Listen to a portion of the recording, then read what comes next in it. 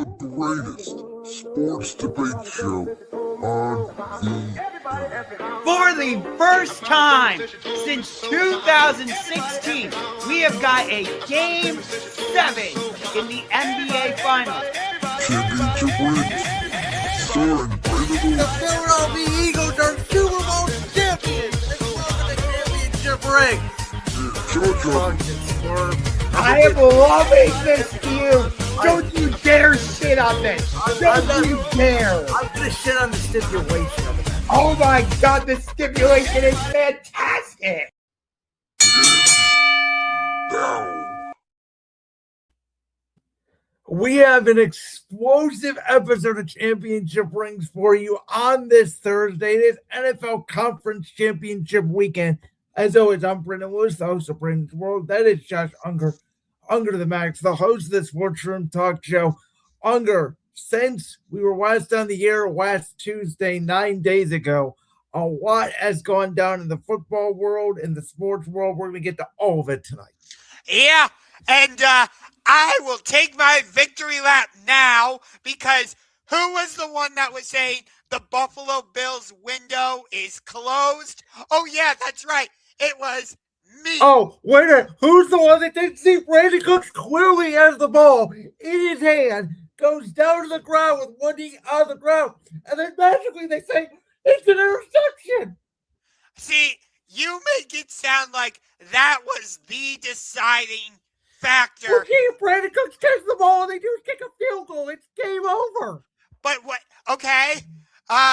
What about the fact that right before halftime, Josh Allen fumbles it, Denver cashes that in Guess for a what? They field had goal? 5 turnovers in the game. They should have beat Denver. So how good is Denver really? Well, 10 minutes after Denver secures the win, Sean Payton has to come out and do a second press conference because Bo Nix broke his ankle. Yeah, by the way, Bo Nix probably doesn't break his ankle if the NFL clearly officiates properly. Because then in overtime, they decide, oh yeah, by the way, now we're just going to start calling pass interference on every play. Look, was the officiating perfect? No. There were definitely some calls that made me And they missed one. And I give this to you. In overtime, there was a hold on Buffalo in the end zone. It should have been a safety. The game should have been over. So that I give you. It was bad on both sides. But exactly. Despite that, and yes, Josh Allen did miss the throw to Dalton Kincaid that would have won in the game in regulation. I get it. I'm not saying that play overall definitely is the reason why Buffalo won, because they had opportunities to win the game. But You're now making it sound like that Brandon Cooks interception was the reason. Well, it did change the game. I mean, at that point, you're dead. I mean, come on. That is like the Saints against the Rams in the 2018 NFC Championship game.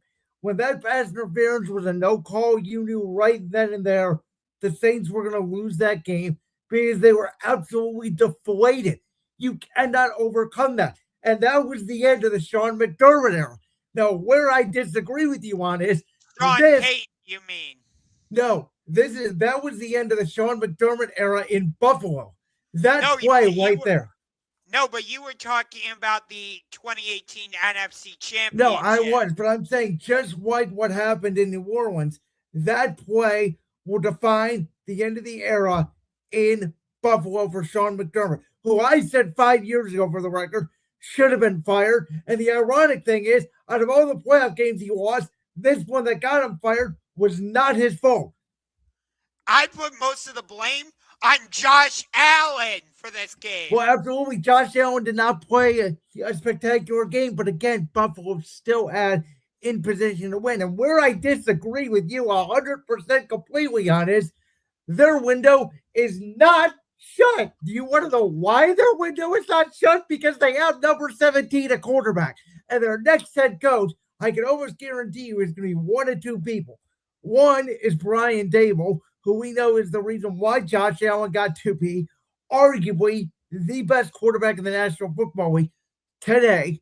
And the other guy would be Joe Brady, who is his current offensive coordinator, who, I don't know, Josh Allen has only been playing at an MVP level the last 2 years under Joe Brady's offense.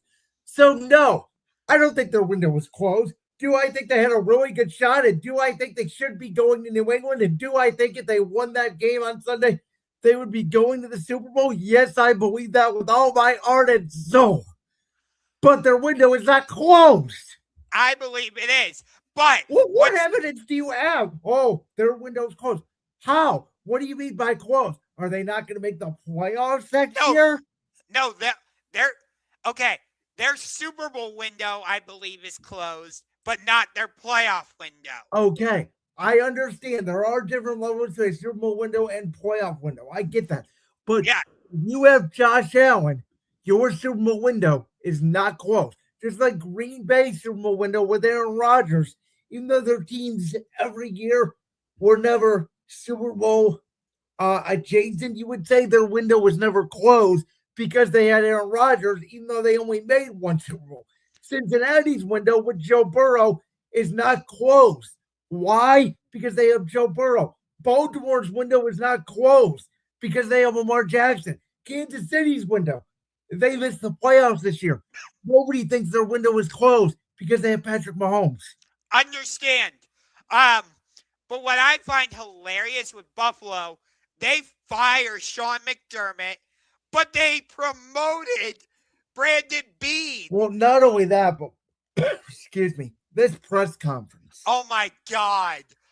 What? Can I just ask the question? Go ahead. What did Keon Coleman do? That poor kid needs mental help. If I'm the Buffalo Bills, I get that kid mental help because, listen, Keon Coleman, what was he? He was like a top of the second round pick, I believe, maybe bottom of the first round. But because Xavier Legette was taken at 32, so he was taken, I think, the first pick in the second round.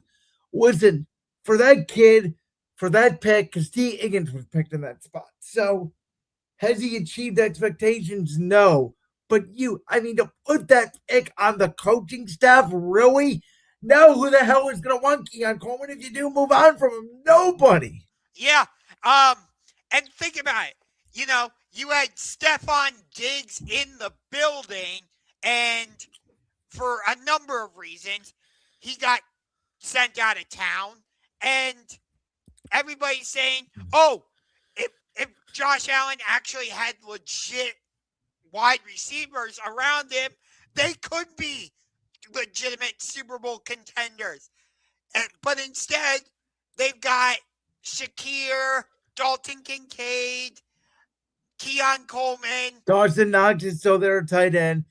Brandon Cooks was not a bad addition at the end of the season. Believe it or not, it was ironic that his play came down to maybe decide the Buffalo Bills' fortunes of ever making it to a Super Bowl in the Josh Allen era. Again, I disagree. I think the window was closed.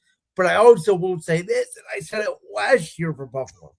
At some point, and it could be next year, though I don't know, which I think is part of the reason why they moved on from McDermott. They're going to self-destruct. You cannot lose like this, heartbreak after heartbreak after heartbreak after heartbreak after heartbreak, and not go through a year like the Niners went through a couple of years ago where they had all the injuries, or a year the Lions went through this year where they went to an NFC championship game. Then they were the favorites, the number one seed. They got beat by the Commanders, but then they lost both their coordinators. It's not the same. I say this all the time in the NFL. The most important thing about the sport is having your quarterback, but that also doesn't mean progression is linear year to year. Yeah. And I also don't think if you're a losing franchise, that losing is linear year to year. We could see like what happened with the Washington Commanders, for example, where they're one of the worst franchises, and then they come out of nowhere and make it to the NFC Championship. Yeah, the last 2 years we've seen that. We saw it with the Commanders 2 years ago. This year we've seen it with the Patriots. I could make a real argument next year it could be the Giants. The Giants are going to be everybody's pick to go worst to first. We'll get into that later. But, if I'm a head coach candidate, the prospect of working with Josh Allen is great. I get it. But do you trust ownership with Terry Pagula do you trust that Brandon Bean is going to make the right roster moves for you? Well, here's the other thing that nobody has mentioned yet. Also, next year, they're going to move into a new stadium. So you get to be the head coach in a new stadium, new environment. Maybe you start a new era in Buffalo. To be honest with you, I do think, and again, having a strong general manager, having an overrated roster does help. I get it. But when it comes to coaching, you can overcome bad general managership. You can overcome bad ownership. Look no further than the Cincinnati Bengals. They almost won a Super Bowl. What would that be? 4 years ago now, when they had maybe the worst owner in all sports, and Joe Burrow didn't have an offensive line. But guess what? They had Joe Burrow. I'm not saying you're wrong in that regard. But it's like Buffalo could have gotten Jalen Waddle from the Miami Dolphins, but they didn't want to give up a first-round pick. Well, by the way, I'm not paying a first-round pick for Jalen Waddle either. I'll give up a second. He's not worth a first-round pick. Okay, fair. But, you allowed the Kansas City Chiefs to trade with you and go get Xavier Worthy. You could have gotten Xavier Worthy and made him a great weapon for Josh Allen. Okay, I'm going to say this. How good is Xavier Worthy? He's better than Keon Coleman, yes, but how good is Xavier Worthy? Right. Okay, that's fair. You could, Xavier Leggett, sure, he wasn't always great. He's not great for a receiver. He's big. He's got to learn how to catch the ball better. McMillan is certainly the better of the two in Carolina. But you get my point, though. Well, out of the three receivers that we mentioned, Worthy, Leggett, and Coleman. Coleman's obviously the worst out of all of them. Though the ironic thing is, guess who scored a touchdown this postseason for the Buffalo Bills in that Jacksonville game? It was Keon Coleman.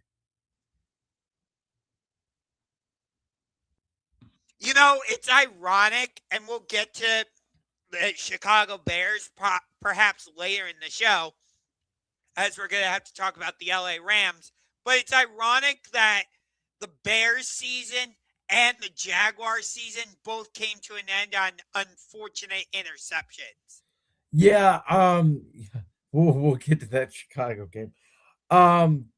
Yeah, and for Buffalo, it was in dramatic fashion. And, much as I don't like it, as much as I'm bummed, as much as you like Bo Nix, I'm bummed the fact that he's hurt. But that doesn't mean necessarily, in my opinion, that Jared Stidham can't get the job done. Yeah. But it was a very strange situation. And I don't know. For Buffalo, just to circle back, I do feel like that this job comes down to Brian Dable and Joe Brady.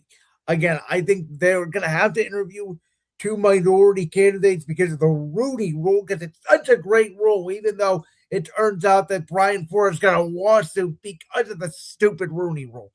But those are really the two candidates that are going to take this job, and I think either one of them will be successful. Yeah. And I will say this, and to a certain extent I agree, though, again, Josh Allen had 5 turnovers, but if you want to make the argument that the better team was sent home on Sunday in Denver, I will hear you on that. I won't necessarily disagree with you. As much as I love the Denver Broncos and feel like they have rightfully earned this position that they are in to be one game away from the Super Bowl, if you want to make the case that the better team is now at home, I will not necessarily disagree with you about that. And let me just circle back real quick on the officiating. My issue with this is the NFL all year long has been Mr. Inconsistent when it comes to officiating. One play is pass interference, and when another game was not. In a similar game this year in New England, Week 15 between that Bills and Patriots game, there was a similar play involving a New England defensive back. I believe it was Marcus Jones and Khalil Shakir of the Bills. Very similar play. Shakir goes up with the ball, knee hits the ground. The defender is on top of him. Defender comes up with the ball. They ruled that a catch. So how is that play different than this play we saw in Saturday, which I do think, in a way, could decide who even makes it or wins the Super Bowl? Excuse me. We'll get into this, but I don't think the winner of this Patriots-Broncos game is going to win the Super Bowl. I believe the winner of part 3 between the Rams and Seahawks is going to win the Super Bowl. We have that as a topic coming up in the show. But nonetheless, you know, you are 100% right. The officiating has been inconsistent all year. So I'd have to go back and see the play you're referring to before I can comment one way or the other. And you know what my rule is when it comes to officiating.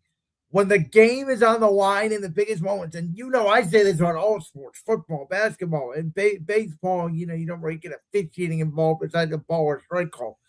But you never let the officials decide the game. There is holding every play. There is pass interference. But it does not significantly injure the defender where you are literally tackling him. They let these guys play. There was worse calls that could have been called that weren't called. And for those two calls that happened in the biggest moments of the game, that's what I was bothered with because it felt like they did not want the players to decide the game. No, and you know what?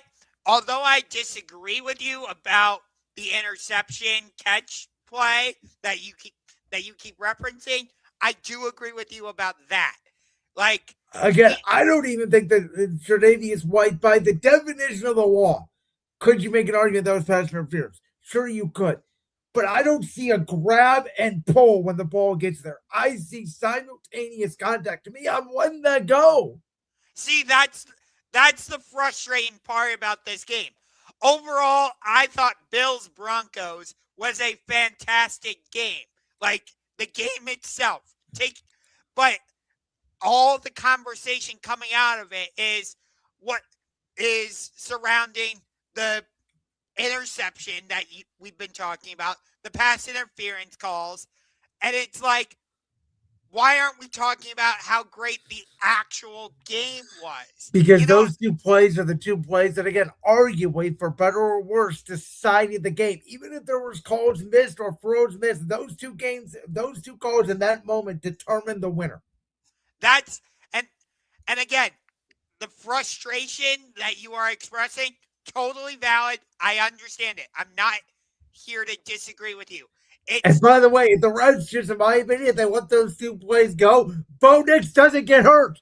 So karma Denver. That's the way I look at it. It's just frustrating to me that, like, it was a great game to watch. It was filled with momentum swings, and it felt like neither team was really in control. And for it to be marred by controversy, that's the frustrating part. I'll say one more thing before we get to our Super Bowl picks. I've given you flack about Bo Nix before, but I'm going to give Bo Nix credit. Even though, obviously, his season's over, and I already said it sucks for him. Bo Nix, out of all 8 quarterbacks this weekend, played the best. Yes. I feel like Bo Nix, he's not quite at the elite level of quarterback yet.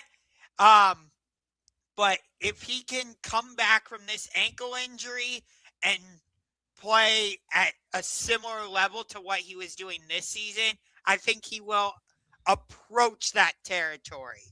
Well, speaking of his team, we're going to start on the AFC side here. Patriots, Broncos. The Patriots, depending on what line you're getting, it sounds like some money may be coming in on Denver. I got it at 5.5. Sounds like it could be coming down to 4.5. I'm going to be honest.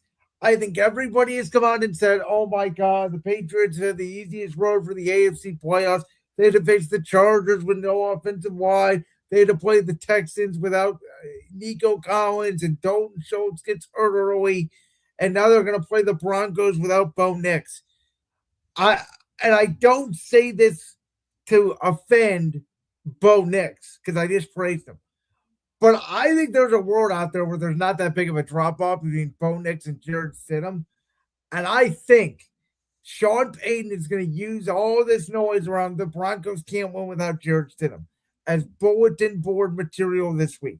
I think Sean's going to scheme things up early. I think he's going to get some easy completions. I think they're going to get Jarrett Stidham going early in this game. I do not think this is a blowout. I am picking New England to win the game, but I will not be shocked if by 6:30 Sunday night, the Denver Broncos, excuse me, are representing the AFC in the Super Bowl. Let me ask you a question that you should be very familiar with as a Philadelphia Eagles fan. Don't the Patriots have experience going against a backup quarterback? They do, and I've seen a lot of people compare these situations. To me, the difference is Nick Foles played, what was it, the final 2-3 games in the regular season, as well as a playoff game before the NFC Championship. Whereas with Jared Stidham, this is like his first live snaps, I believe, in 3 years. Right. So, no, I'm not trying to compare the situations. I just felt like it was an appropriate question to ask.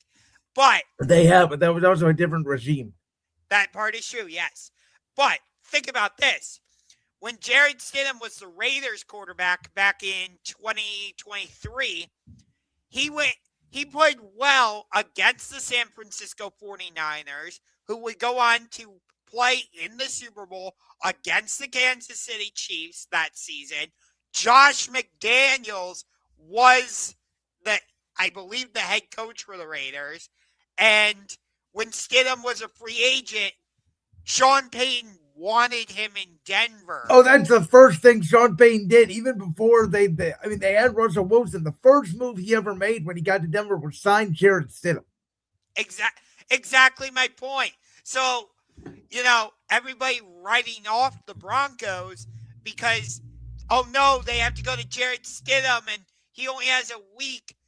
I'm not writing off the Denver Broncos. And think about this. Do you know this is part 3 in their trilogy for the Broncos and Patriots? Well, I know what part 2 was. What was part 1? The 2013 AFC Championship. Oh, you're right. You're right. Thank you. And ironically, all 3 games have been in Denver. Of course, the first 2 were Manning against Brady. Denver won both games. So do I think that's going to play a factor into this game? No, because Brady and Manning are not involved. But I do think that's a little bit of a storyline that nobody's really talking about. Granted, again, nobody from either of those teams is on the current teams. I get it. But still, the fact that Denver is up 2-0, I think plays into it. This game comes down to one thing. It's not about the quarterbacks. It's not about the receivers. It's not about the defensive backs. It's not about the running backs. It's not the linebackers. It comes down to one matchup. It comes down to the Patriots offensive line versus the Denver defensive line and vice versa. I think New England's offensive line has lucked out. Let's be honest. I know Dan Orlowski said he apologized to C.J. Stroud when he said 31 other quarterbacks could have beat New England on Sunday. Dan, you didn't have to apologize. You're right on that statement because if the Texans just don't turn the ball over 2 or 3 out of the 6 times they did, I do believe they win on Sunday because New England did not play that well. Drake May made an incredible throw to Keyshawn Boutte that sealed the game, but the Texans defensive line, they got 5 sacks. I talked about it in our last show. Danielle Hunter and Will Anderson against Will Campbell. It ended up being a major problem for New England that they dodged. And I think hold on one second. The Patriots this postseason have played the Chargers offensive line banged up, as we know, watch both their tackles. Texans offensive line, some of the worst tackle situations in the NFL. That's how they've been able to get their pressure. Denver with Bowles, and I forget the name of the right tackle, but they have 2 of the top 10 tackles in the NFL. It's a very different matchup. And if they don't get pressure on Jared Stidham and they let him have time, I think New England could be in some trouble. Go ahead. I apologize. Okay. So think back to week 8.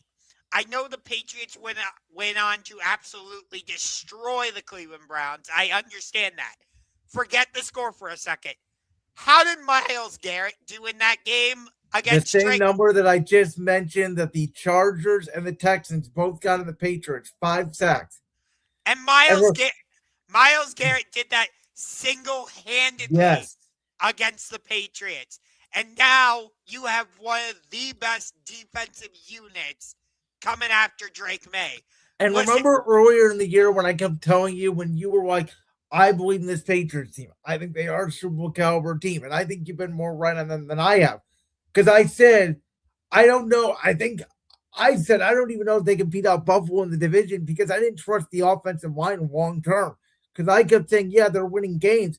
But Drake May, I remember I kept coming on this show week after week telling you, I think Drake May might end up hurt because he's getting hit almost every play he tries back to pass. No, you're 100% right. By the way, Stephon Diggs we talked about how his absence has definitely made an impact in Buffalo. His addition in New England has made a huge difference for Drake May. Well, we talked about it going into the Texans game. Derek Stingley would mostly take him away, which he did. Booty and Douglas stepped up. Patrick Surtain's going to be on him the whole game. So they got to figure out ways to get Booty and Douglas the ball again. I think Douglas in the slot could have a big game, actually. Yeah. I don't think this is going to be a blowout. I could see this being a lower scoring game, like a 16-13 type of game. Yeah, I mean, I think it's like 20-13. Like, I don't know. Denver, I think that they're going to start off fast. If you want to pick a side, I would say either tie or Denver leads at the end of the first quarter. I've already bet Drake May's under for passing yards in the first quarter, which is 52.5. Because I do think New England's going to get off to a slow start. The second half is going to be, I mean, if Rabel and them figure out some scheme to get pressure on Jared Stidham, there is a world out there where this does become a rout by the end of the game. You know, New England keeps hammering Denver, pounding away, body blow. And Jared Stidham's is bad, and Denver can't move the ball, and New England just gets their turnovers, and they take advantage of it. I'd like to see Denver really get back to establishing the run game. That's why you brought in RJ Harvey. You've got Jaleel McLaughlin, both in the backfield. If you can really establish that run game, that's going to allow Jared Stidham to settle in faster, and you can open up the passing game. I know I've been saying that a lot through these playoffs, and I feel like for the most part, that's been true about whoever has won these games. I actually disagree with you. First play, if I'm Denver, you may think this is nuts. I'm coming on an empty formation. Really? I am getting Jared Stidham throwing early so that New England believes he can throw. Because New England's going to stack the box. If they come out under center, I-4, if I'm New England, I'm putting that in the box. I'm saying, go ahead, run the ball. You got to come out and empty so you can get New England to show their hand on defense. Because when you're spread out like that, the defense is hard for them to disguise. They can't really do a lot of tricky things. And get Stidham in rhythm early, maybe even go tempo. He's been in the system for 3 years. Get his rhythm going early and get his confidence going early with short, quick pass completion. And if you go tempo early, you're going to slow down that New England pass rush. I wonder what type of film the Patriots are watching because I don't think I would watch the same film with Bo Nix because I think the offense is going to run exactly the same. I really do. I don't think Payton's going to change anything. Yeah, but you have to prepare for what type of quarterback Jared Stidham is. Okay, well, Jared Stidham is Bo Nix without the athleticism. That's what he is. So Josh McDaniels should know Jared Stidham pretty well because he coached him in Vegas. Yeah, sometimes that helps out, sometimes it doesn't. Okay, so I got to ask you something. Okay. We got part 3 on Sunday for the NFC Championship. Rams, Seahawks. The first 2 were absolute classics. Do you think This is Oh, the this thing has a timer on it. Hold on one second, Josh. I'll fix that. okay. But in Good. the meantime, Go do ahead. you remember when we were talking about the national championship back in 2023, we were saying, yeah, Georgia TCU, it says that's the national championship. Excuse me. But fans and media were saying, no, that Georgia Ohio State game was the real national championship. You remember that conversation? Yes. So I'm kind of twisting that here. Do you feel like Rams Seahawks is the real Super Bowl? Okay, so now we're gonna get into this Rams Seahawks game. Here's my answer to that. Depends on who wins this game and depends on who wins the AFC game. Because if Denver makes it out, Lord help us that we would have to watch Jared Stidham in a Super Bowl. Then yes, the winner of Rams Seahawks will win the Super Bowl. If New England makes it and Seattle wins the game, I think New England has a shot to beat Seattle. I do not think they would have a shot to beat Matthew Stafford and the Rams. Okay, because go back to the 2006 AFC Championship, where you had Patriots Colts. The winner was going to play the Chicago Bears in Super Bowl 41, but you're like, well, whoever wins this game is going to end up winning the Super Bowl because you just felt like that about the Patriots and Colts, rightfully so, because it was Tom Brady and Peyton Manning. There's another connection. But you just felt like those two teams were above the rest. It feels, I know it's Sam Darnold and Matthew Stafford. I'm not comparing either of them to Tom Brady and Peyton Manning. Please don't please don't take it that way. No, I understand what you're saying. These two teams have been the two best teams in football all season long, and it does feel like that. I get it. I think New England does match up a little bit with Seattle personnel-wise, and I think that they would have the quarterback advantage in that game, which is why I give New England a chance. I'm going to say this right now. A lot of people are disagreeing with me. A lot of people like Seattle in this spot. I actually love the Rams. I think the Rams are better than Seattle. I actually think they proved they're better than Seattle in that game Thursday night, week 16.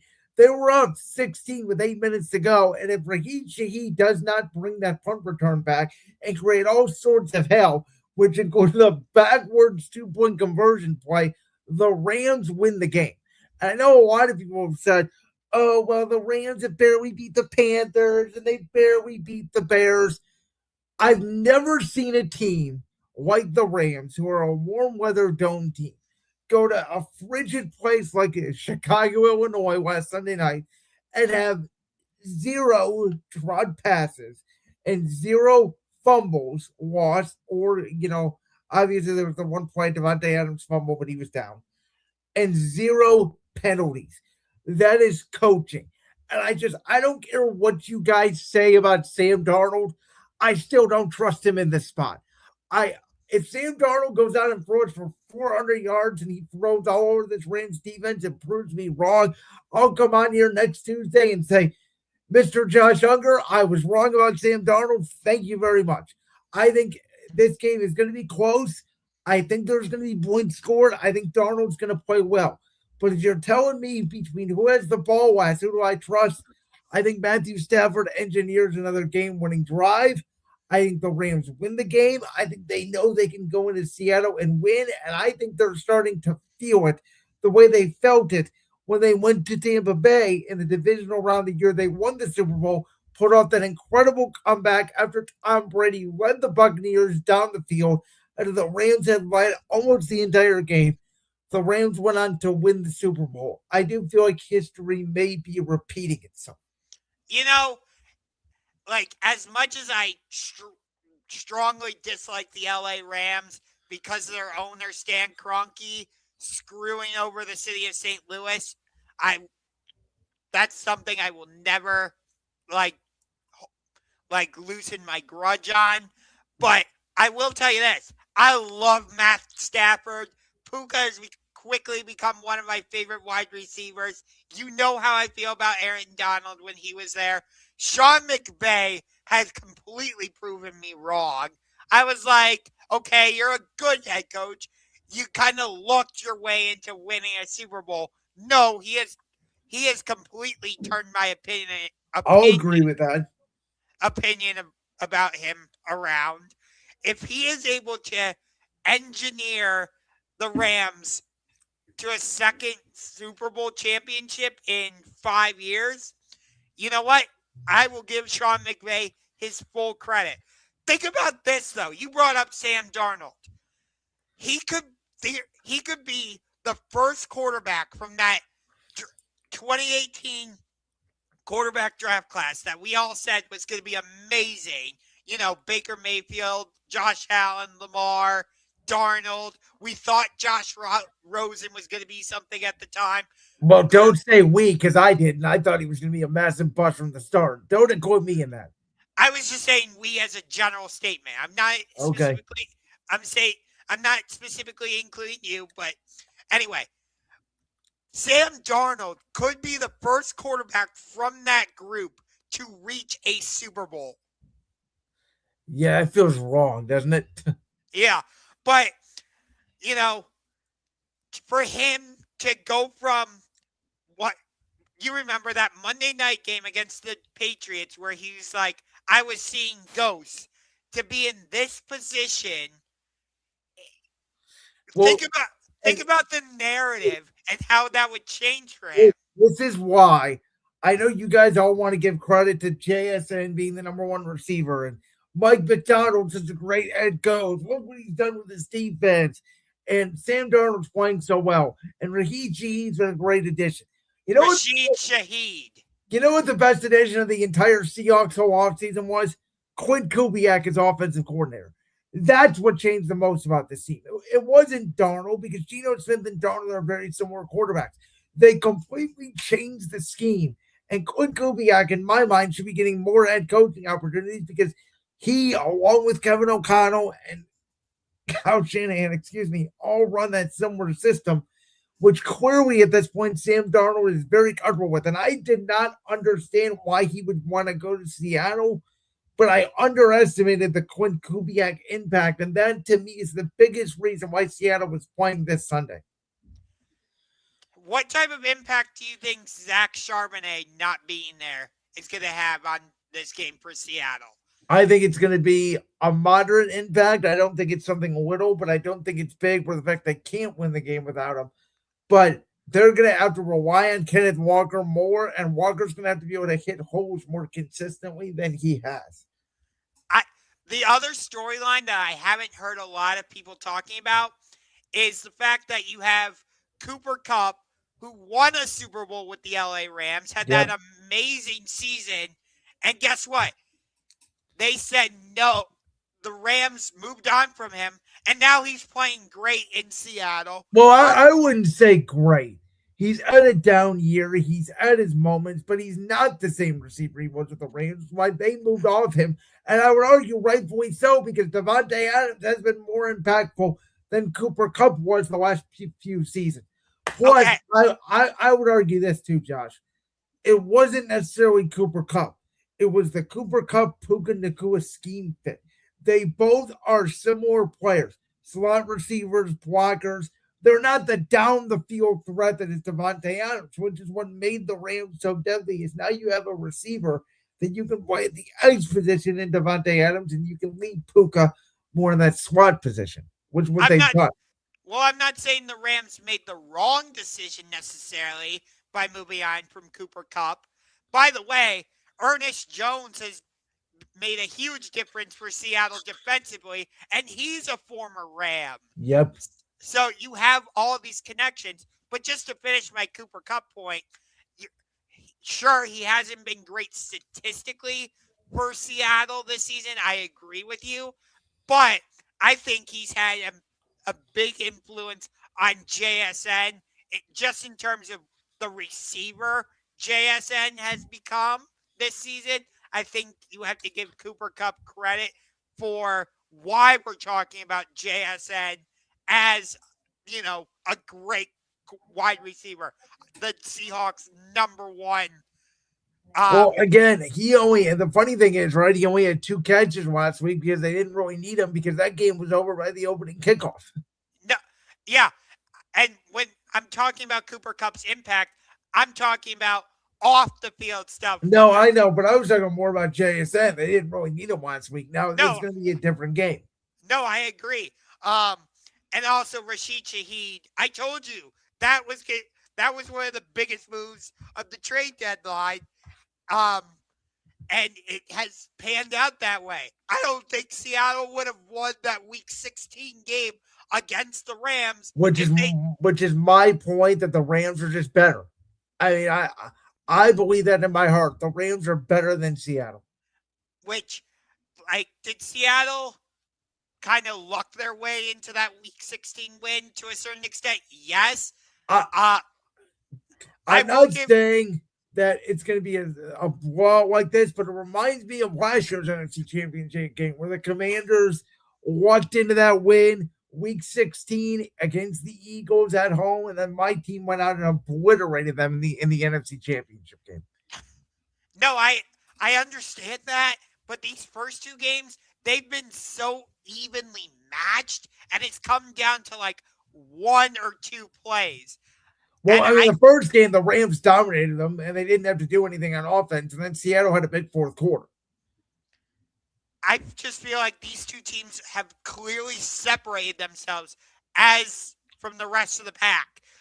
Again, that's why I put up this question, because to circle back to my original point, we were all like, okay, Georgia's playing TCU in the national championship, whatever. Most fans and media members alike were saying, no, that Georgia-Ohio State game was the actual national championship. Okay, so I have Patriots-Rams in the Super Bowl. What is your Super Bowl matchup? I have Patriots-Seahawks. And that leads me to this next one, which it may have a timer on it. Hopefully it doesn't. But how would you feel about Super Bowl 60 being a rematch? Because Patriots-Rams, that would be the 3rd time we've seen it, with the Patriots winning the first 2. If we get Seahawks-Patriots, that would be part 2. Of course, we know how the first one ended. And if we get Seahawks-Broncos, that would also be a rematch. The only way we can get a fresh matchup that we have not seen is if it is Broncos-Rams. Okay, I'm going to answer this way. The best Super Bowl matchup out of all 4 possibilities is clearly, far and away, in my opinion, Patriots-Rams. The 2 Super Bowl MVP, or the 2 MVP candidates, the quarterback Drake May and Matthew Stafford. New England, I hate to say it, Denver, I'm sorry, no disrespect. New England is clearly the best team left in the AFC, even if Denver does win. Somewhere you felt that Buffalo was better than Denver, but Denver won. I feel like New England's better than Denver. Denver may win. If it is Denver-Seattle, my hype level for the Super Bowl will be at about a -5. I do not want to watch Sam Darnold versus Jarrett Stidham. I just don't. Okay? I don't care how many people love Sam Darnold. I still don't think Sam Darnold's elite. I will never think Sam Darnold's elite. I will always think. By the way, I've never said once Sam Darnold is elite. Oh, no, I'm not saying that. I'm saying people that are going to put Sam Darnold in as this great quarterback that turned his career around. No, he's done good. He's played well. He's not special. He's not in the tier of Allen. He's not in the tier of Lamar. He's not in the tier of Herbert. He's not in the tier of Jalen Hurts, Joe Burrow, Mahomes, etc. I don't even think he's in Drake May or Matthew Stafford's class. So you know how I feel about football. I think ultimately football is a quarterback's game, and I really don't want to watch Seattle and Denver. Out of all of the rematches, to be honest with you, I really don't care for any of them because I thought this was supposed to be the year where it's a different year, right? It's a defensive year in the NFL. We have different teams that we didn't expect, like the Broncos and the Patriots being in it. But we had the Texans. We had the Jags. We had the Bears. We had the Bills trying to get there. Like, I wanted a fresh, after we dealt with the Chiefs for 5 out of 6 years, And, we've had Chiefs Eagles or Chiefs Niners 4 years in a row, basically. I wanted something fresh.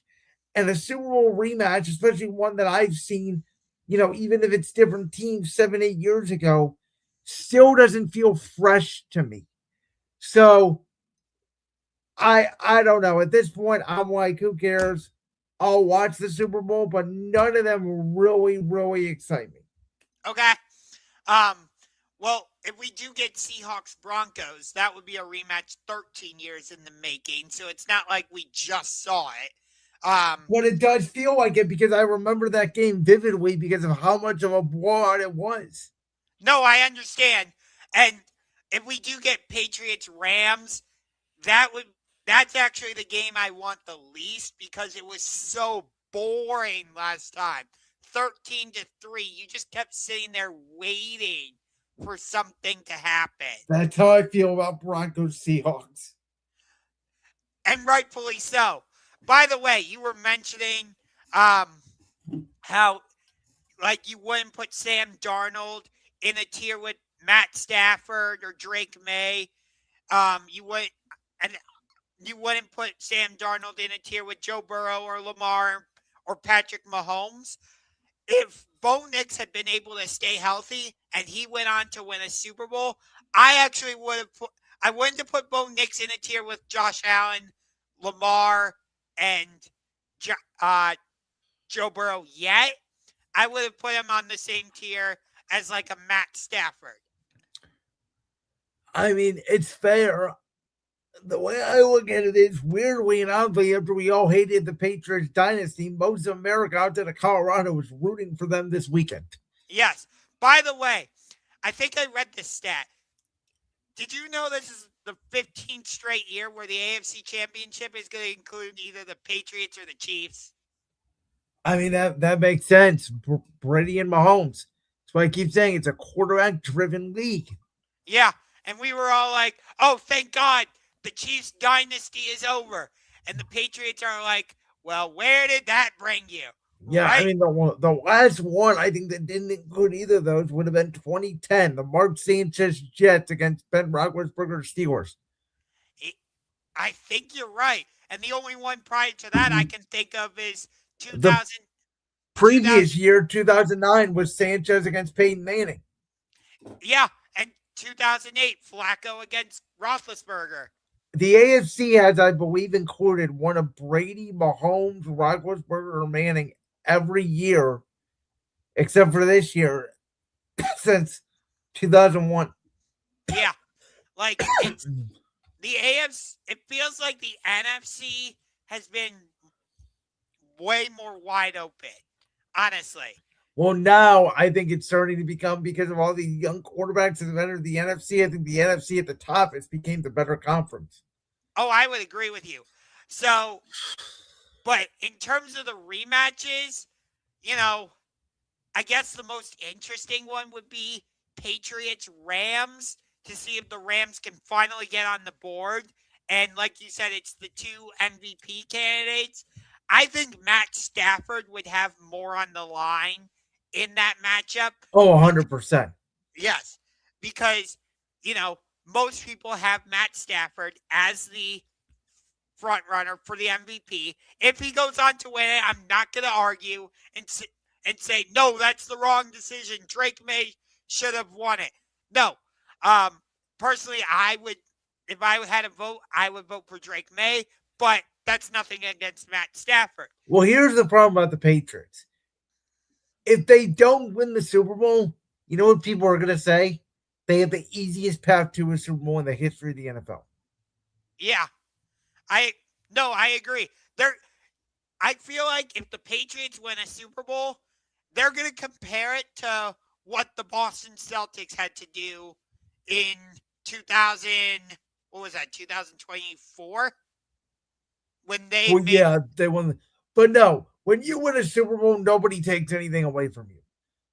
When you don't win a Super Bowl, that's when people start questioning your resume.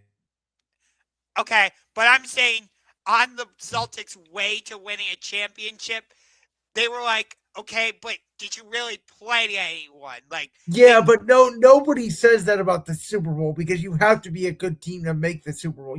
We've seen we've seen not great seeds in the NBA make the finals before. We've seen the '04 Pistons. Nobody gave them a shot against the Lakers, and they won the title. yeah, The we, Super Bowl generally, you need to be a good team to make it there. yeah, but it's like we've seen matchups in the Super Bowl where you're like, how did that team reach the Super Bowl? Like the two good examples. Granted, they're the same team, but still, the '07 Giants and the 2011 Giants. I don't recall anybody saying, "Oh, the Giants can make a Super Bowl run." But guess what? They won both those games, and nobody takes it away from them. If they didn't, then they would talk about those runs. That's what I'm talking about when it comes to the Patriots. I'm not trying to discredit what the Giants did by making it two by making Well, those you runs. just kind of did. Okay, fair. Do you do you understand the premise of what I'm trying to get at? That The premise of what I'm telling you is they have to win the Super Bowl. yes, and the Patriots, there's always going to be some type of controversy surrounding them. Although I haven't heard any type of cheating scandal with them. Well, gee, I don't know. It sounds like Stephon Diggs and Christian Barmore should be in jail to me.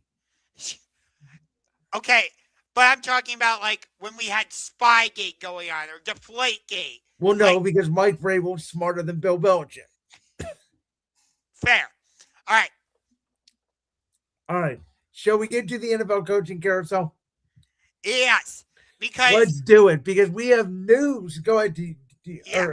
Did you want to talk about the breaking news first, or where did you want to go? Why don't you take it? well, we do have breaking news. Right before we got on, it was reported by senior NFL insider Adam Schefter that the Baltimore Ravens are hiring LA Chargers defensive coordinator Jesse Minter to be their next head coach. So he gets to come in and coach the two-time MVP Lamar Jackson.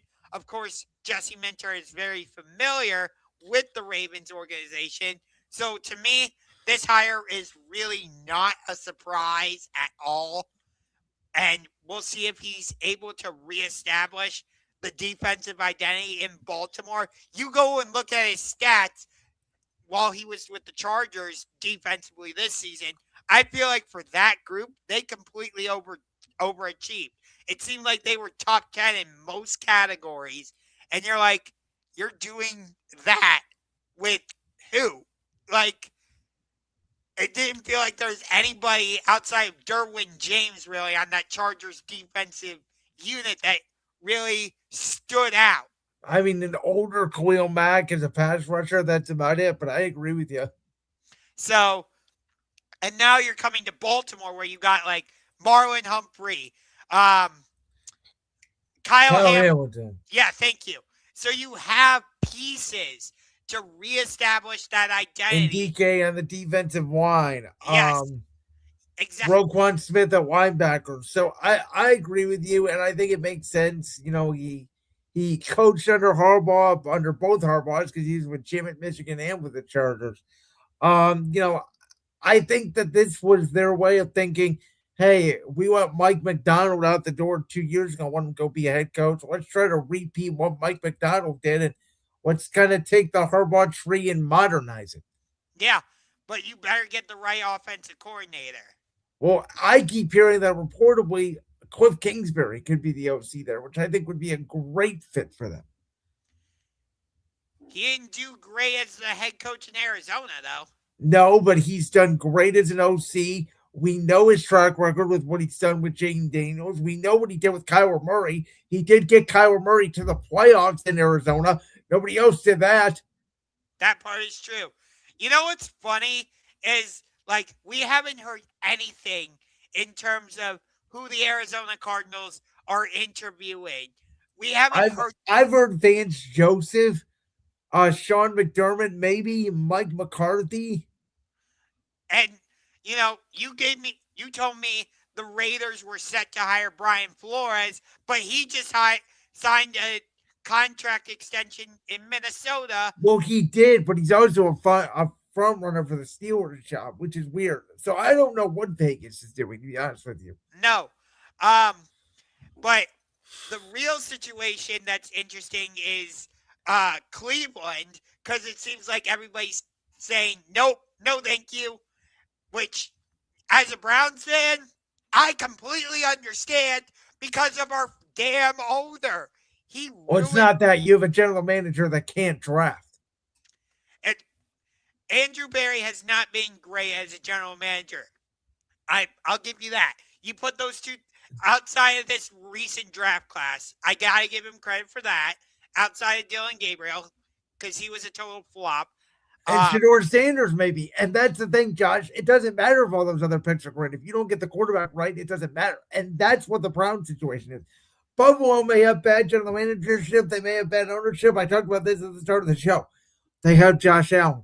They're going to get a good coach.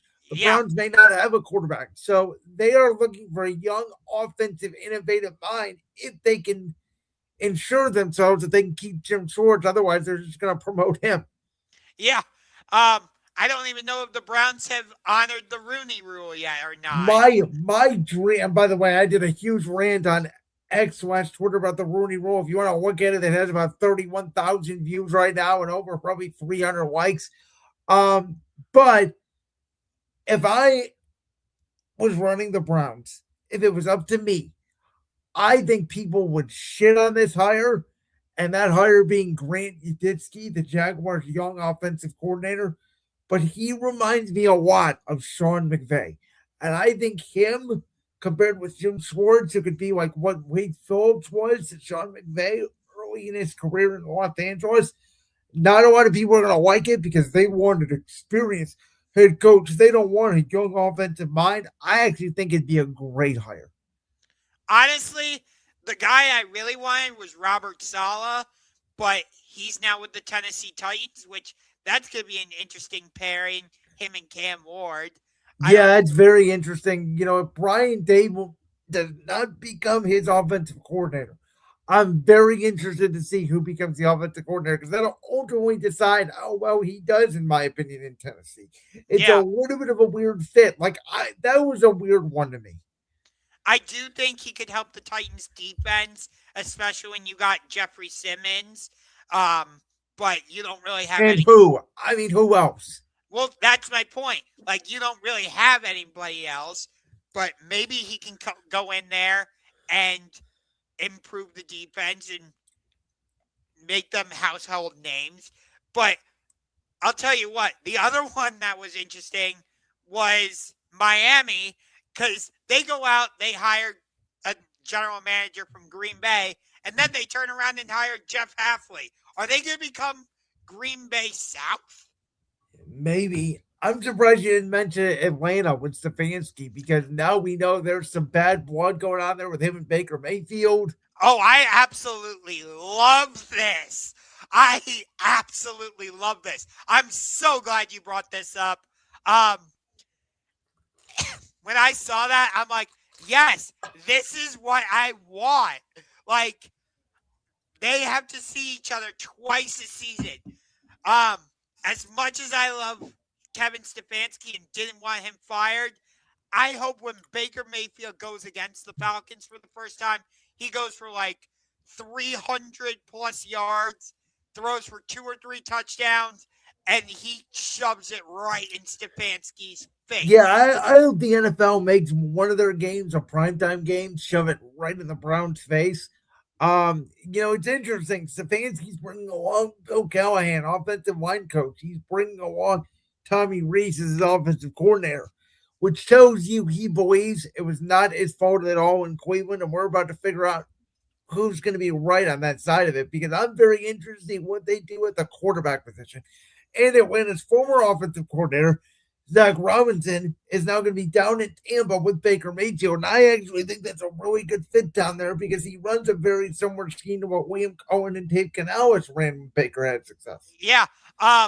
So last season, before the schedule came out, I predicted that the Cleveland Browns would open the season on the road at Gillette Stadium in Foxborough against the New England Patriots. I ended up being dead ass wrong about that, as instead that game ended up happening in week 8, and instead we hosted the Cincinnati Bengals to open the season. So prior to this Atlanta news with Kevin Stefanski, my prediction was, we're going to host the Indianapolis Colts in week 1. Well, now that Stefanski is in Atlanta, I think the NFL schedule makers are going to play on that, and I am now changing my schedule prediction. In week 1, I'm going to say either in the 4 o'clock window or in prime time, it will be the Atlanta Falcons at Cleveland Browns. Week 1, Stefanski makes his return to Cleveland. I don't think they're going to give the Browns a primetime game because they don't know how good Shedeur Sanders is. At least a standalone early in the game, unless it's a Thursday night, which is why I think like week 2. Yeah, I could see Falcons Browns being a Thursday night game. Okay, so you agree with me that like that game's going to be early in the season, you know? To be honest with you, this is what I would do if I was a schedule maker. Week 1, I'm putting the Browns at Tampa, and week 2, I'm having the Falcons come to Cleveland. You know, it's ironic you say that, because remember, the last time we played the NFC South, the Browns opened the season at Carolina. Oh, yeah, that's right. That was Baker Mayfield's game at Carolina. That was the Browns game against Baker, and that was the first time the Browns have won in week 1 since like 2004. Yes. Excuse me. But, you know, it's interesting. Again, we haven't really heard anything from the Arizona Cardinals. We haven't heard anything from the Raiders. Some of these other teams, like you are primarily hearing about what's going on in Buffalo, what's going on in Pittsburgh. We were hearing a lot about what's going on in Baltimore. You know, you're hearing more about what's going on in Philly at offensive coordinator than you are about the Cardinals or Raiders head coaching jobs. Yeah.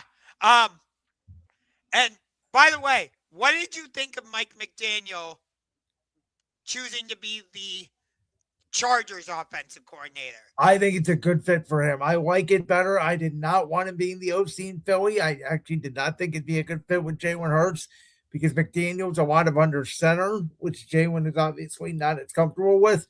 I think him and Harbaugh are going to work really well together, and I think that this could lead into a better head coaching opportunity down the line. So I do think it's a really good fit. He thinks the Chargers are going to be special. I mean, if they get their tackles back, I'm telling you right now, a little bit of an off-season February take. Chargers to the Super Bowl is out there. They have to improve their skill position players for me also. Like, I like Quentin Johnston, but who else? I like Omari and Hampton. Red McConkey. I like Gaskin. He came out at the end of the year. Like, they maybe need to have one more piece, but I think they're pretty there. I don't fully trust their skill position group yet. I just don't. Well, we know this team doesn't need a head coach because they just flew through college football. The Indiana Hoosiers. Now, the national championship game was a better game than I thought. I thought Miami should have let Carson back for a little more in the first half than they did. But they obviously turned it around in the second half. The Fernando Mendoza dive on 4th and 5 or whatever it was will be one of the most iconic plays in the history of the Indiana program. Indiana was the best team in college football from start to finish. Despite what I was saying about Ohio State earlier in the season, Indiana proved me wrong. I don't think of them like LSU, where they were just this dominating presence that beat up on everybody like 50-0. I just think of this team as one of the most efficient and well-coached teams in the history of college football. Yeah. You know, there were talks that maybe Kirk Cignetti, if Mendoza does end up getting drafted number 1 overall by the Raiders, which I fully expect him to, maybe Cignetti should become the Raiders head coach. Yeah, I doubt it. No, he's staying in college, and now he gets to coach Fernando's brother next year. I thought I read Fernando's brother transferred. Did he? Because I didn't hear about that. If he did, maybe you're right. I think I read Fernando's brother transferred.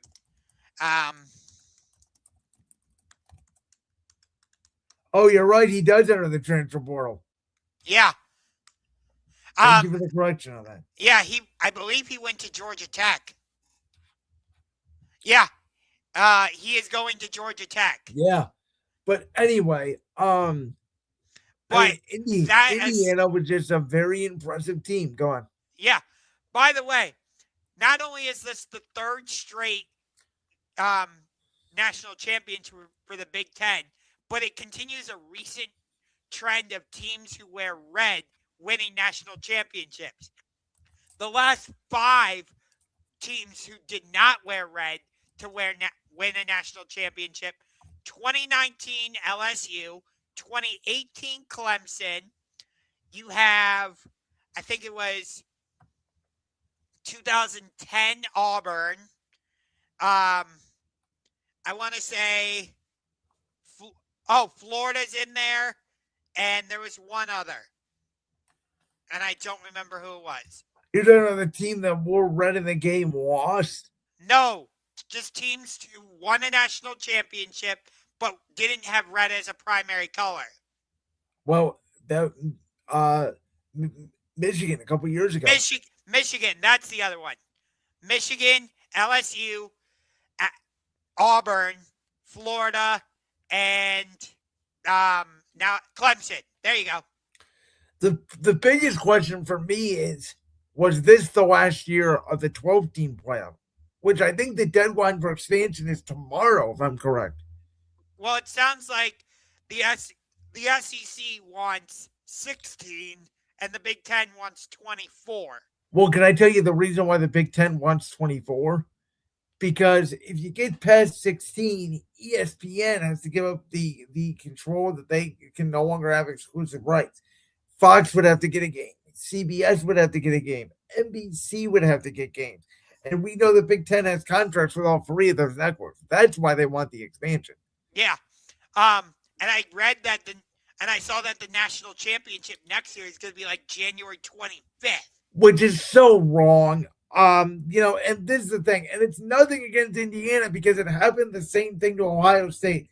Why do you think, we're an hour and 7 minutes into our show tonight and we have barely talked about college football? Yeah, Indiana won the national championship. Would be the conference championship games are this weekend, and that's all anybody wants to talk about. Yeah. The national championship game should be, in my opinion, the Rose Bowl, January 1st in Pasadena. That, to me, is the national championship. Yeah, great. The national championship next year is in Arizona. Let me know when I should care. At least, when you have the national championships for men's college basketball and women's national college basketball, people actually care about those. Yes, and it's within a tournament. It's 3 weeks, and that's the thing, right? Is I think college football, as great as this expansion has been, and ratings are through the roof because of it, pretty soon, I would imagine that they are going to brand this into December Madness. Yeah. And that if they do that, I could see them expanding the bracket ridiculously large, which you're going to run. If you do that, you're going to run into what happened with Tulane and James Madison, who obviously did not belong in the playoffs. And, I would have preferred to see Texas, Notre Dame, Vanderbilt, teams who actually belonged. Now, a lot of the controversy was whether Miami deserved to be there or not. I think they rightfully proved Clearly, they show they did. Yeah, rightfully they did. But even honestly, when that game was 10-0 at halftime, you're like, okay, and yeah, it was a slow-moving game. It felt like a snail's pace. It did pick up in the second half, but it was not that exciting of a game. It was what we expected, a physical offensive line, defensive line game. Yeah. It wasn't. I don't feel like there was that one iconic play. If you want to say Fernando Mendoza diving into the end zone, sure, that'll go down in Indiana lore, but I don't think in 5 or 6 years you and I are if we're still doing the show, are going to say, hey, do you remember Fernando Mendoza diving into the end zone against It was Miami? it was certainly not Caleb Williams backing up in front of the ball 52 yards for a 13-yard pass. Yes. So, all right, well, to the NBA we go because the Oklahoma City Thunder, led by a free throw merchant, are back at it again, dominating the NBA. Yeah, they absolutely blew out the Cleveland Cavaliers by 32 on Martin Luther King Jr. Day, and I believe they beat the Bucks last night in dominating fashion. They are the top team in the NBA again, and it's just like, are we on?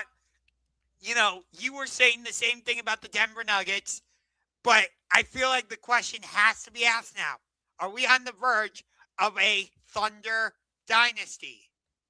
I mean, they remind me a little bit of the Spurs dynasty where it's like they're boring. They're from Oklahoma City. They're not from this righteous city like a Miami or even, in LA or Boston, where it's like they're just from Oklahoma City. They work, they grind. Sam Presti is basically the Howie Roseman of the NBA. Mark Dagnall may be the next Sirianni in the NBA, just with less aggressive and really smart. And they're just well built. They can shoot the three. They can play defense. They're just a really good team. But I do think that if the Spurs stay healthy, and I'm going to say potentially even Denver, and I think Houston's out there. I don't buy the Lakers as real contenders. I think the West is tougher than the East, and I think they're going to have a harder time this year getting through the West. It doesn't mean that they can't, but I'm not going to crown them just yet. By the way, the Thunder blew out the Bucks last night, 122 to 102. So, yeah, and Giannis is just booing fans now all of a sudden for a bad Milwaukee team, and the NBA is still, I think, relying too much on its past stars. We still want to talk about Giannis. We still want to talk about LeBron. We still want to talk about Steph, where it's like SGA, Jokic, Wemby, Anthony Edwards, and I'll even put Jason Tatum in there for the sake of this conversation. Tyrese Halliburton. These guys are the future of the NBA, and the NBA just refuses, in my opinion, to embrace them. Yeah, like we're only at January 22nd, and Oklahoma City is already 37-8. They don't if they go, let's see, so 37, so 47, 56, that's 40. They would have to win 47 more games in a row, and they could beat the Warriors record. Which I doubt is going to happen. Somebody's going to beat them, but, the next. Last year they went 68-14. It feels like they're probably going to go 68-14 again. Yeah, the next closest team to them in the overall league standings are the Detroit Pistons at 32-10. Which is remarkable in itself. And then I think there's a gap between the third. Isn't it like it's 6 games back? Yeah, San Antonio's third. They're 6.5 back. Denver is fourth. They're 7.5 back. There's 3 Western Conference teams following Detroit. You don't get to the second Eastern Conference team, the Boston Celtics, until 1, 2, 3, 4, 5, 6. And I'm talking about in terms of overall league standings. Wow. Yeah. And Boston, they're 9 games back of Oklahoma City. Which is just insane to think about. Hey, Josh, I'm going to give you a little bit of a quiz real quick. I want you already saw this stat. I don't know if you've seen it. Have you seen the league jersey sales for the NBA yet this season? I don't think so. Okay. So, to talk about, our belief that the NBA, You all right over there? Yeah, I'm okay. We're going to talk about the NBA's belief that, they're not really marketing their current stars. I want you to take a wild guess at where SGA currently ranks on jersey sales just for this season. He's probably not even top 5. You're right on that. Oh, wow. Where do you think he is? I have the top 15 here, by the way. I'll say he's 7th. You are correct. He Oh is wow. 7. I just took a wild guess on that. Do you want to guess who number 1 is? LeBron? No. Steph? Steph is correct. Steph is number 1. Where do you think LeBron is? He's probably top 3. You're wrong. Well, okay. But he's above SGA. Okay, so LeBron's probably top 5. Yeah, he is. He's 5th. Okay. I would think Wemby's in there. Wemby is 1 spot ahead of LeBron at 4. Okay. Luka is probably in there. Luka's 2. Okay. Jokic is probably in there. He's in the top 10. He's not in the top 5. Okay. Durant is probably top 5. No. Durant is all the way down at 12. Wow. I'm trying to think. It can't be Jaylen Brown. No. He's not even in the top 15. I can't imagine Jason Tatum is. Tatum's in the top 10. Oh, wow.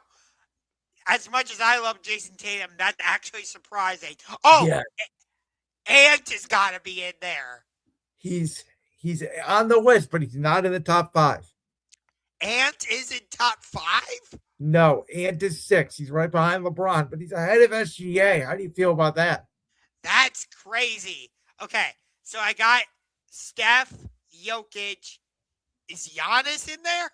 Giannis is actually below Durant. Giannis is at 13. Oh, wow. I'm trying to think. Who else could be in there? Devin Booker? Not even close. Nope. Okay, I didn't think so. Boy. Do you want to hit of what conference they're in? Sure. East. Jalen Brunson. Yep. Jalen Brunson's 3rd. Where's Cade Cunningham? Cade Cunningham, he is number 14. Oh, wow. Okay. Wow. That, you got an upstart team like Detroit, and Cade Cunningham's only number 14. And by the way, right behind him at number 15 is our very own Donovan Mitchell.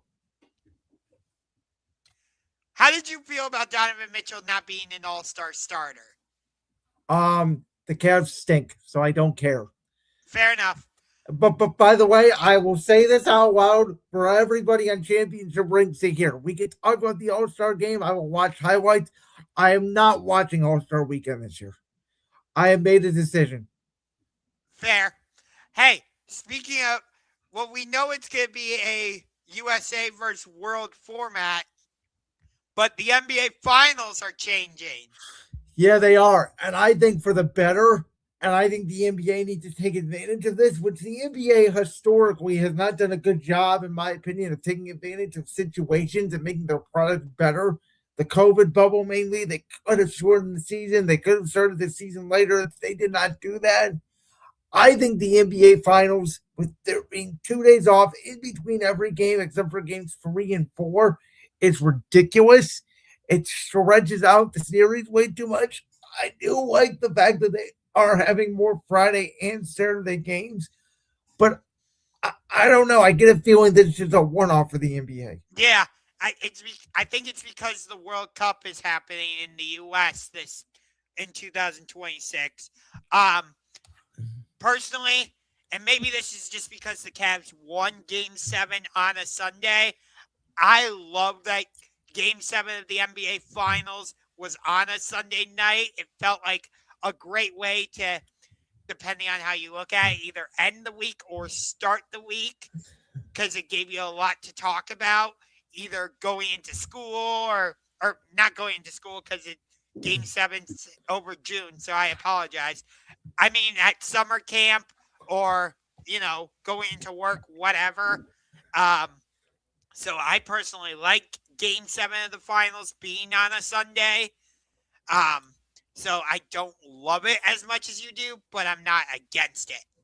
I mean, I just think that they need to go every other day, like they do for the conference finals. I don't understand how you can have 3 days off for the first round. Then you go every other day for the conference finals, and then you go 2 days off for the finals.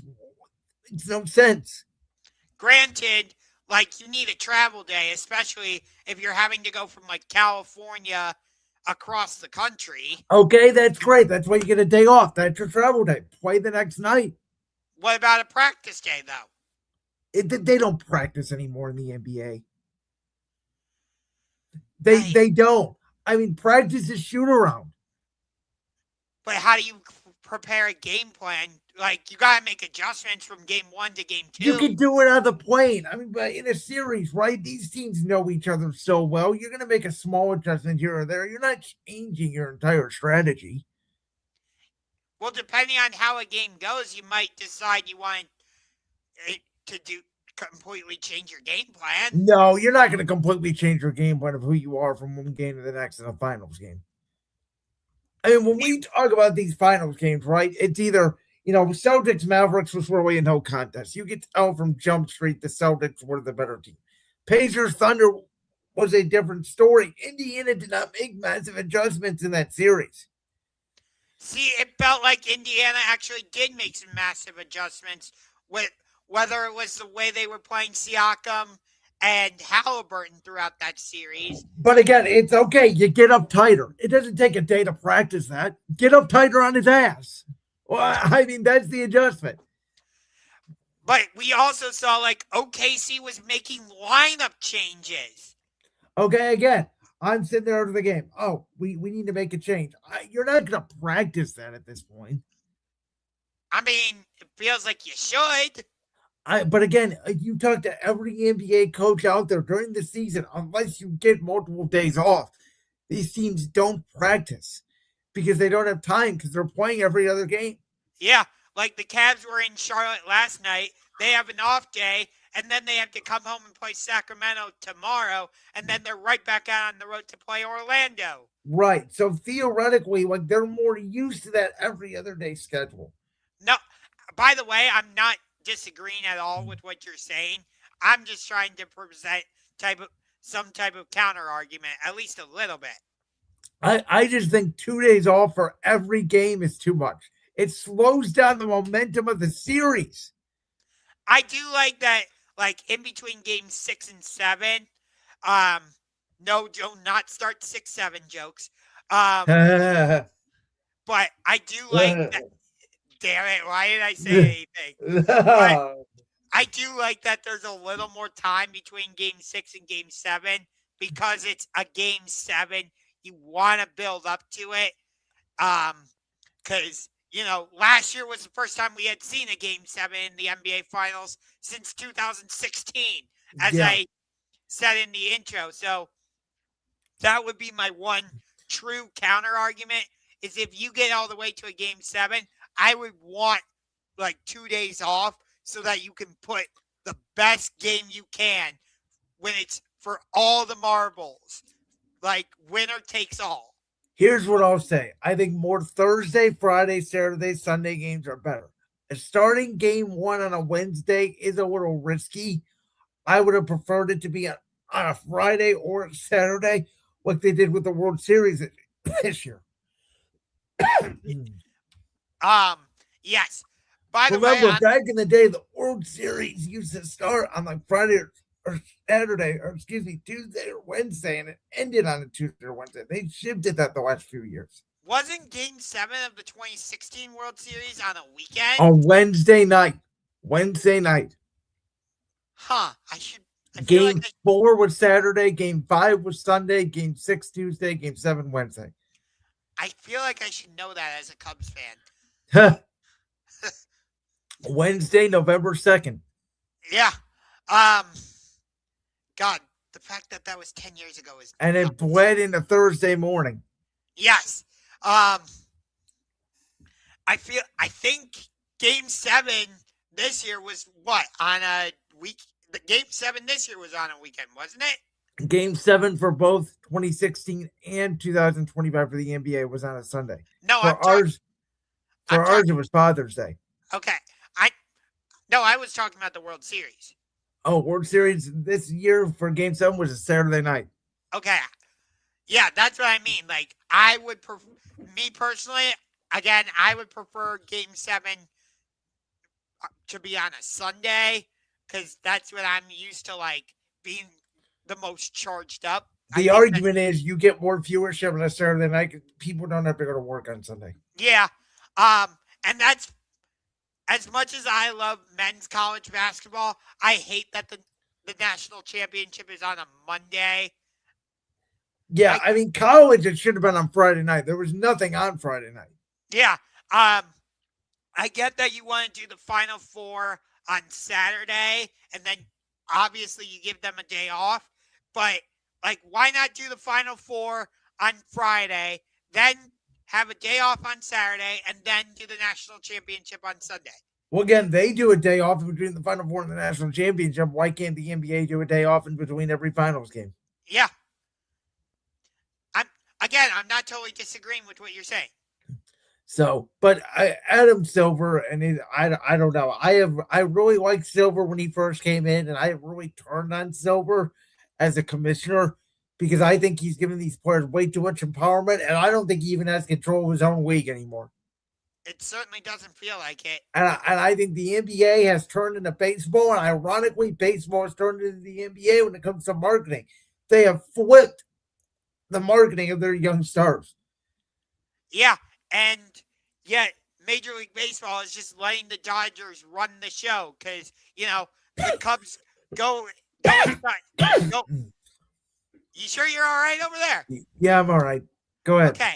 But, like, the Cubs go and sign Alex Bregman, and then what happens? Kyle Tucker goes and signs with the LA Dodgers.